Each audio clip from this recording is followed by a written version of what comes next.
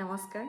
যিহেতু পৰীক্ষাবিলাক আৰম্ভ হৈ গৈছে, বহুত পেৰেণ্টছে কৈ আছিলে যে পৰীক্ষাৰ বাবে কিবা এটা ৰেমেডি লাগে, কিন্তু অকণমান ব্যস্ত থকাৰ কাৰণে মই সময় উলিয়াব পৰা নাছিলোঁ। আজি মই এটা মন্ত্ৰ লৈ আহিছোঁ, যি গুৰু গ্ৰহৰ কাৰণে হয়। আৰু যিহেতু আমি সকলোৱে জানো যে গুৰুৰ আশীৰ্বাদৰ অবিহনে আমি সেই পৰীক্ষাই হওক বা অন্য যিকোনো কামতেই সক্ষম হ'বলৈ হ'লে আমাক গুৰু গ্ৰহৰ আশীৰ্বাদৰ খুবেই প্ৰয়োজন। সেয়ে এই মন্ত্ৰভাগ লৈ আহিছোঁ। আপোনাৰ সন্তানে যেতিয়াই পঢ়াৰ মাজত অকণমান সময় ৰেষ্ট ল'বলৈ বিচাৰে, সেই সময়খিনিতে মন্ত্ৰভাগ কৰিবলৈ দিব।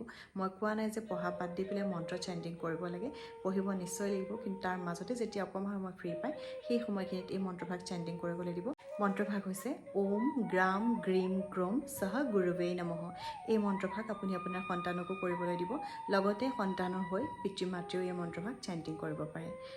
আশা ৰাখিছোঁ ভগৱানৰ আশীৰ্বাদত, গুৰু গ্ৰহৰ আশীৰ্বাদত আপোনাৰ সন্তানৰ পৰীক্ষাও ভাল হ'ব আৰু ৰিজাল্টটো খুব ভাল হ'ব। ধন্যবাদ।